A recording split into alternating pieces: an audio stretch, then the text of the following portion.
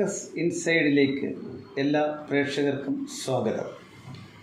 ഇങ്ങനെ ഒരു തലക്കെട്ടോടുകൂടി പ്രോഗ്രാമുകൾ അവതരിപ്പിക്കാൻ ഒരു തീരുമാനമെടുത്തത് പലപ്പോഴും വസ്തുതകളെ മറച്ചു വെച്ചുകൊണ്ട് അന്തർലീനമായിട്ടുള്ള വിവരങ്ങൾ വെളിപ്പെടുത്താതെ തെറ്റിദ്ധരിപ്പിക്കുന്ന തരത്തിലുള്ള പ്രചരണങ്ങളും പ്രസ്താവനകളും നടക്കുന്നു എന്നുള്ള ഒരു സാഹചര്യത്തെ കണക്കിലെടുത്തുകൊണ്ടാണ് കാര്യങ്ങളുടെ ഉള്ളിലേക്ക് കടന്നു ചെന്ന് വസ്തുതകൾ പുറത്തു കൊണ്ടുവരിക എന്നുള്ള ലക്ഷ്യത്തോടു കൂടിയുമാണ് ഈ ഫോക്കസ് ഇൻസൈഡ് എന്ന പ്രോഗ്രാം ആവിഷ്കരിച്ചിരിക്കുന്നത്. ഇന്ന് ഇവിടെ നമ്മൾ അന്വേഷിക്കുന്ന വിഷയം ഈ ഗുജറാത്ത് കലാപം ഇന്നെല്ലാവർക്കും അറിയാവുന്ന വളരെയേറെ തെറ്റിദ്ധരിപ്പിക്കപ്പെട്ടിരിക്കുന്ന ഒരു വിഷയമാണ്. പക്ഷേ ആ കലാപത്തിൻ്റെ പിന്നിലെ ചേതോവികാരം അല്ലെ അതിലേക്ക് നയിച്ച സംഭവവികാസം എന്നുള്ളതിനെക്കുറിച്ച് അധികം ആളുകൾക്കൊന്നും അറിയില്ല എന്നുള്ളതാണ്. അതിൻ്റെ കാരണം നമ്മുടെ ഇവിടുത്തെ മാധ്യമങ്ങളും BJP ഒഴികെയുള്ള എല്ലാ രാഷ്ട്രീയ പ്രസ്ഥാനങ്ങളും ഈ ഗുജറാത്ത് കൂട്ടക്കൊല എന്നൊരു വലിയ സംഭവത്തെ കാണിച്ചുകൊണ്ട് അതിൻ്റെ കൊലപാതകികൾ നരേന്ദ്രമോദിയും അമിത്ഷായുമൊക്കെയാണെന്ന് പ്രചരിപ്പിച്ചുകൊണ്ട് വ്യാപകമായ പ്രചരണ പദ്ധതികൾ പരിപാടികൾ ആവിഷ്കരിച്ചതിൻ്റെ ഫലമായിട്ടാണ് യഥാർത്ഥ സംഭവം ആളുകൾ അറിയാതെയും പോയിട്ടുള്ളത്. 2002 ഫെബ്രുവരി 27 അയോധ്യയിൽ നിന്നും സബർമതി എക്സ്പ്രസ് എന്ന ട്രെയിനിൽ കരസേവകർ മടങ്ങി വരികയായിരുന്നു. അവർ ഗോദ്ര റെയിൽവേ സ്റ്റേഷനിലെത്തി ചായ കുടിച്ചു. അവിടെ സ്വാഭാവികമായിട്ടും മുസ്ലിം കച്ചവടക്കാരായിരുന്നു ഉണ്ടായിരുന്നത്. അവർ തമ്മിൽ ചില വാക്കുതർക്കമുണ്ടായി. കുറച്ച് കഴിഞ്ഞ് ട്രെയിൻ നീങ്ങി. ഈ ട്രെയിൻ മുസ്ലിങ്ങൾ തിങ്ങിപ്പാർക്കുന്ന ഒരു സ്ഥലത്തെത്തിയപ്പോഴത്തേക്കും അത് പിടിച്ചു നിർത്തി.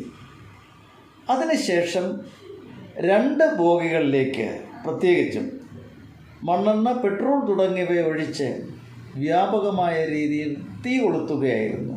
ആ തീ പല സ്ഥലങ്ങളിലേക്കും പടരുകയും ചെയ്തു. അത് മനഃപൂർവ്വം കരുതിക്കൂട്ടി മുൻകരുതലോടുകൂടി ചെയ്ത ഒരു സംഗതിയാണ് എന്നുള്ളത് വളരെ വ്യക്തമാണ്. 59 പേരാണ് വെന്ത് മരിക്കുന്നതിന് ഇടയാക്കിയിട്ടുള്ളത്.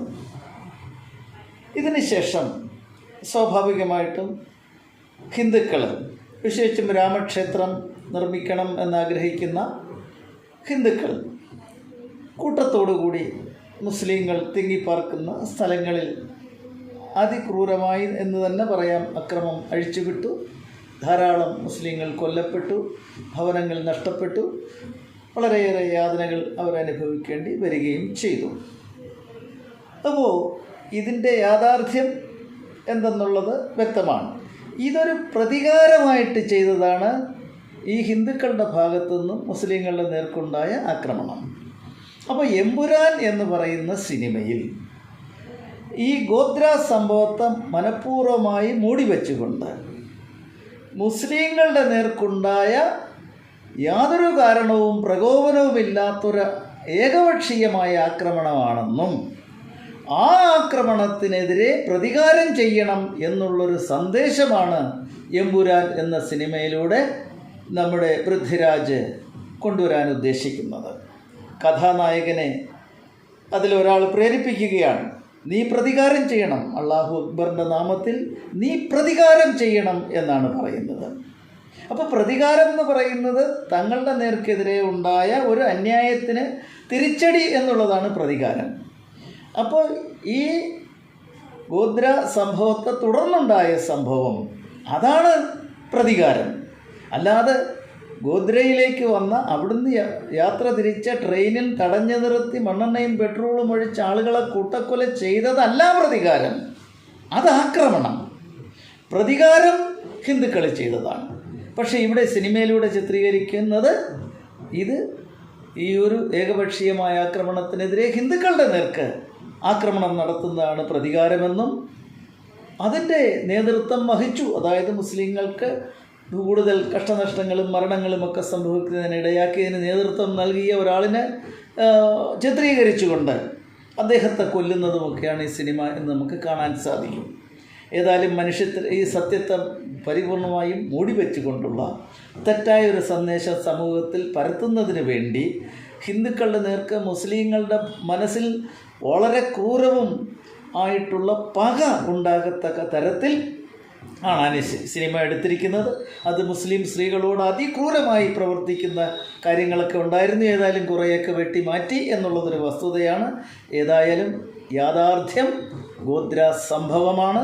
അതിന് ഒരു പ്രത്യാഘാതം, പ്രതികാരം എന്നുള്ള നിലയ്ക്കാണ് മറ്റുള്ളത് എന്ന യാഥാർത്ഥ്യത്തിലേക്ക്, ഒളിഞ്ഞു കിടക്കുന്ന ആ യാഥാർത്ഥ്യത്തിലേക്ക് ഞാൻ ഒന്ന് വെളിച്ചം വീശാനാണ് ശ്രമിക്കുന്നത്.